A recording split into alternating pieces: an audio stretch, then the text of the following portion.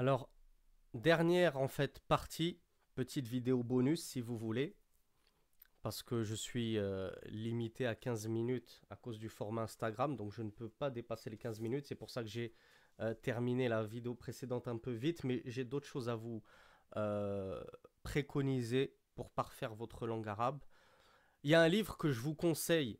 Je ne sais pas s'il est facilement disponible en France, en Égypte, il est trouvable dans Maktaba Dar es-Salam, la librairie Dar es-Salam, qui s'appelle comme ça, hein, qui a été écrit par Antoine Ad-Darda, Ad-Dahdah, Dahdah, précisément, il est libanais, qui s'appelle Al-Mu'ajam al-Wasid fi Tasrif al-Af'al, et il est magnifique. Franchement, il m'a énormément aidé. C'est un livre qui s'attelle à vous donner la conjugaison des verbes. Vous savez, il y a un verbe qui est difficile à conjuguer. Bon là, je vous ai pris ça à la pour pas perdre les débutants. Ça à la, c'est facile. Comment je dis au passé, ça altou, ça alta, ça alti, ça altouma, ça altunna, etc., etc. Vous avez tout. Et puis vous avez le présent. As'alou, yas'alou, tas'alouna, etc. Vous avez tous les temps, tous les pronoms personnels, je crois que ça s'appelle comme ça, ana, anta, anti, moi, je, tu, il, nous, etc. Et vous allez le voir hein, en poussant la langue arabe qu'il y a des verbes qui ne sont pas forcément faciles. Il y a les verbes thulathi, ruba'i, il y a les verbes avec une harfu illa à la fin. Donc la conjugaison arabe, c'est pas une mince affaire. Je sais que la conjugaison en français, il n'y a pas pire, hein, il n'y a aucune logique dans la conjugaison française, mais la conjugaison arabe nécessite des clés, des outils, des règles. Et ce livre sera un excellent outil pour vous. Je vous conseille vraiment de l'acheter. Donc là, fini sur la partie livre. Je veux revenir sur quelques conseils d'ordre général pour bien apprendre la langue arabe. Donc je vous ai dit le vocabulaire, les livres de vocabulaire. Alors les livres, je ne sais pas si j'en ai parlé. Quel livre est-ce qu'on peut étudier pour commencer dans la langue arabe? Moi j'ai commencé avec Al-Kitab Al-Assasi. C'était un livre qui s'appelait Al-Kitab Al-Assasi, que j'ai étudié dans mon marquez à Saint-Ouen, dans le 93. C'est un livre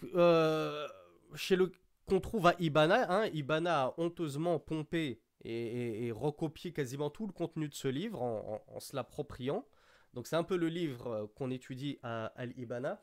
Il y a un livre aussi qui s'appelle Al-Arabiya Bayna Yadayk, mais notre Cheikh Khalid, Hafidhahullah, a mis en garde contre ce livre parce qu'il dit que, bon déjà il y a des souars, ça forcément, ça va être compliqué de trouver des livres sans souars, sauf les livres saoudiens, et encore, moi j'ai jamais étudié les livres saoudiens, donc les kitabs de Médine, je ne sais pas, ça m'étonnerait qu'ils contiennent des souars, mais lui il a dit, il a mis en garde parce qu'ils contiennent des souars, bon il a dit c'est pas c'est pas le pire, il a dit le pire c'est que c'est des livres où on trouve une certaine idéologie frériste, ikhwania. Et le cheikh a eu peur que les débutants, en étudiant la langue arabe, j'ai déjà fait justement des séries entières sur Twitter, je crois, de publications en vous expliquant que la langue arabe, on essaye de l'apprendre chez un professeur sunnite qui suit la sunna, qui respire la sunna, pas quelqu'un d'égaré qui, en plein milieu du cours, il va dire vous voyez, c'est comme Yadullahi fawqa aydihim, mais la main d'Allah, c'est pas une vraie main. Il faut pas comprendre que Allah, il a deux mains. La main d'Allah, c'est pas un attribut, c'est ceci, c'est sa miséricorde, c'est ses bienfaits, etc. Istiwa Allah ala al-arsh, vous voyez, dans la langue arabe, il y a plusieurs sens pour istawa, et donc Allah, il s'est pas du tout élevé. Non, non, faut pas comprendre ça comme si. Et il va vous tranquille, dans le plus grand des calmes, il va vous faire des cours de aqidah en plein milieu de la langue arabe. Donc, je ne développe pas le sujet. Référez-vous à mon compte Twitter, je crois. Et j'en ai déjà parlé plusieurs fois sur Facebook. Donc, Al-Arabiya Bayna Yadek, bon, on va le mettre de côté. Moi, personnellement, je n'ai pas vu ça, j'ai pas été touché par ça. Je suis allé jusqu'à la moitié du tome 2, j'ai pas vu ça. Mais Cheikh est plus savant que moi, s'il le dit, c'est qu'il a ses raisons. Peut-être que ça se trouve dans la fin du tome 2, peut-être que ça se trouve dans le tome 3, Allahu A'lam. Mieux vaut prévenir que guérir, comme on dit.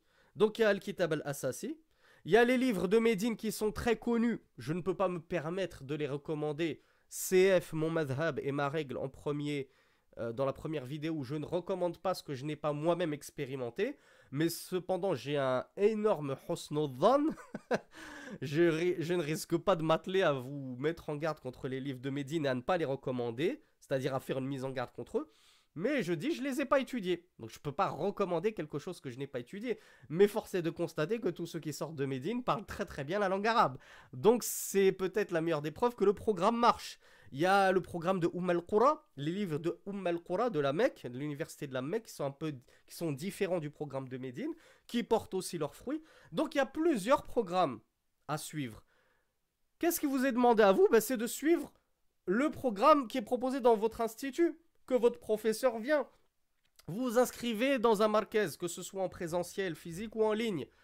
Et votre professeur vous dit, voilà, nous, notre support, c'est les livres de Médine. Vous n'allez pas lui dire, non, moi, je veux étudier Kitab al-Asasi.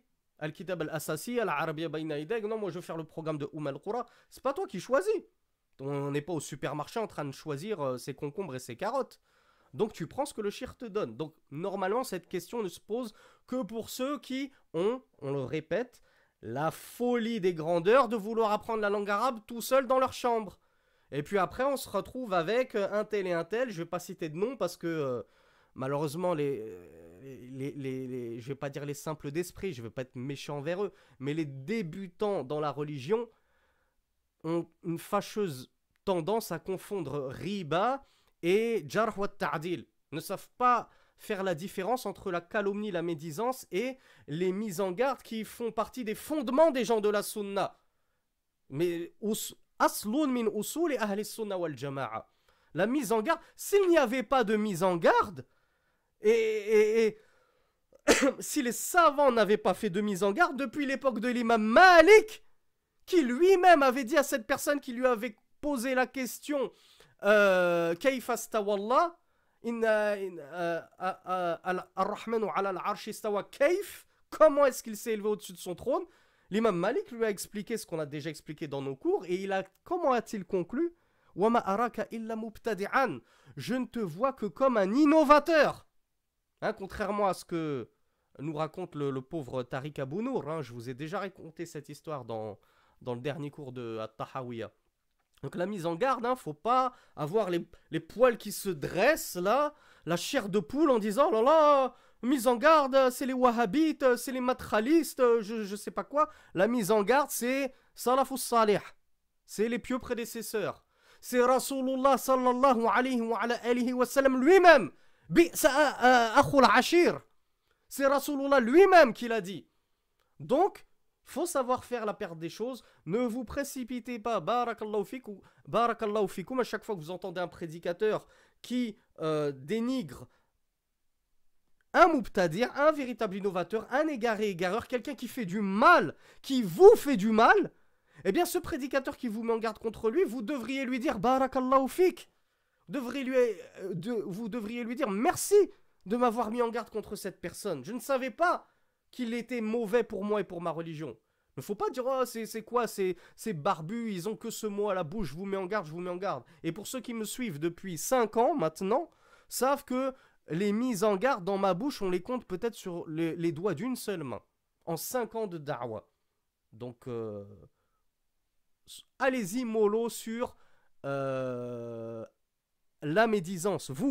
Vous qui faites de la médisance sur tel et tel prédicateur, tel et tel conférencier. Ouais, ce prédicateur, il fait que des mises en garde, il a descendu tout le monde, il a ceci, il a cela. Peut-être que c'est toi qui en réalité est sur le mauvais chemin, qui n'a pas bien compris les choses. Parce que si tu avais correctement étudié ta croyance, dont la simple épître Usul as-Sunnah de l'imam Ahmed, dont on a parlé dans nos toutes premières séries sur Aqidah, tu aurais vu que parmi les fondements des gens de la Sunna, il y a le fait de mettre en garde contre les gens des passions et des innovateurs afin de préserver la pureté de notre religion, la pureté de notre minhaj et de notre voie. S'il n'y avait pas de mise en garde, comment ferais-tu la différence entre soufis, ikhwani, chiites, même chrétiens? Comment tu saurais qui est dans le vrai, qui est dans le faux? Si personne ne te dit fais attention à cela, fais attention à telle idéologie, ceci est caduque, ceci est hétérodoxe, etc., etc. Et vous voyez ce que je suis en train de faire là, ça fait 5 minutes que je suis parti complètement ailleurs. C'est la plus grande preuve que même quand on est en train de parler de langue arabe, à un moment le professeur peut s'arrêter en plein milieu du dars et partir ailleurs. Et vous parlez de minhaj et d'aqida. Moi je viens de le faire sans même m'en rendre compte. Et ça peut m'arriver souvent. Et ça arrivera autre que moi. Donc toi tu es là, tu te dis c'est pas grave, je vais dans un institut soufi, je vais dans un institut ikhwani. Mais j'étudie que la langue arabe. Moi, je ne vais pas étudier leurs fondements. Je ne vais pas étudier chez eux la aqidah. J'étudie rien. Ni tafsir, ni rien. Je prends juste la langue arabe. Ouais, d'accord, raisonne comme ça. Et tu verras comment tu vas finir. Tu ne pourras pas dire qu'on ne t'a pas mis en garde. Moi, je t'ai mis en garde. Et les savants avant moi t'ont mis en garde. Choisis un frère sur la sunna. Un professeur sur la sunna. Parce qu'en plus, il te donnera des fawaïd. Quand il bifurquera un petit peu dans des digressions en plein dars, en plein cours, tu en profiteras, tu apprendras des choses dans ta aqidah. Référez-vous ma longue publication sur Twitter. Donc, on en revient à la langue arabe. Parmi les conseils que je peux vous donner, pratiquez cette langue arabe. Pratiquez-la oralement et à l'écoute. Écoutez et par les yeux, visuellement. La langue arabe, je vais m'efforcer de la parler avec mes camarades de classe. Je vais m'efforcer à la parler avec mon professeur. Si j'ai de la famille au bled qui ont étudié au bled nord-africain ou ceux qui maîtrisent bien l'arabe parmi les autres nations hein, et les autres ethnies. Moi, j'ai connu des Sénégalais qui parlaient mieux arabe que certains arabes. Hein. Donc efforcez-vous à essayer de pratiquer cette langue arabe. Mettez-la en pratique. C'est par la pratique d'une chose qu'elle s'ancre en nous. Deuxième conseil, lisez beaucoup de livres. Même si vous n'avez pas fini l'étude de la langue arabe, c'est pas grave. Lisez. Pour le simple fait de lire l'arabe. Juste pour la lecture en elle-même. On ne vous demande pas d'en ressortir des fawaïd de science et de tout. Au contraire, ça se trouve, vous allez tout comprendre à l'envers, mais habituez-vous à lire. Habituez-vous à lire de la langue arabe. Et deuxième chose aussi, ce sera par vos yeux, donc la lecture, et par les oreilles, écoutez des durus de ulama, même si au début vous ne comprenez pas. Vous croyez que moi, quand j'écoutais mes premiers cours de Cheikh Salih Al-Fawzan ou d'Ibn Uthaymin ou des autres, vous croyez que je comprenais? Je ne comprenais rien. Quand je suis arrivé en Égypte la première fois et que j'écoutais juste la khoutba, je ne comprenais rien. Mais au bout d'un an, sans même m'en rendre compte, je me rappelle d'une fois, je suis sorti d'une khoutba, je crois que ça faisait 1 an, et je me suis dit, subhanallah, je viens de m'en rendre compte, sans m'en être rendu compte, oui je sais c'est compliqué, que j'ai compris la moitié ou plus de la moitié de la khoutba. En fait, je venais de me rendre compte que j'étais demi-arabophone parce que j'avais compris la moitié de la khoutba. Et au bout de 2 ans, je sors d'une khoutba et je me dis, mais subhanallah, mais j'ai tout compris de la khoutba. Il n'y a rien qui m'a échappé. Donc, à force d'écouter, au début vous ne comprendrez rien, mais vous finirez par comprendre. Comment croyez-vous qu'un petit garçon, quand vous étiez petit garçon, quand vous étiez petite fille, et que vos parents vous parlaient en français, ou vous parlez en darija, ou vous parlez en tashlihit, ou vous parlez en soniké, au début vous ne comprenez rien.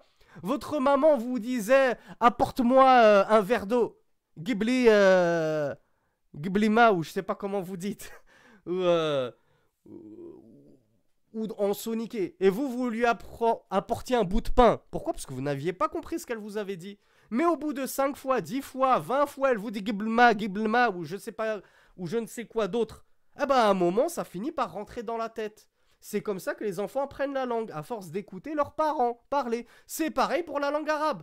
À force d'écouter les chouyours, leurs audios, leurs cours, à force de lire des livres, ça finit par rentrer petit à petit. Et comme on le dit en français, petit à petit, l'oiseau fait son nid. Et ce sont les conseils les plus importants que je peux vous donner pour l'apprentissage de la langue arabe avec tout ce que je vous ai déjà apporté. Et là, on conclut véritablement dessus. Barakallahu li wa lakum, qu'Allah vous facilite, mes chers frères et mes chères sœurs, l'apprentissage de la langue arabe. Comme l'avait dit Cheikh al-Islam ibn Taymiyyah, l'apprentissage de la langue arabe est une obligation, car nul ne peut comprendre al-Kitab wa Sunnah sans la langue arabe. Alors vraiment, Allahumma salli ala nabi ويسر لإخواننا اللغة العربية.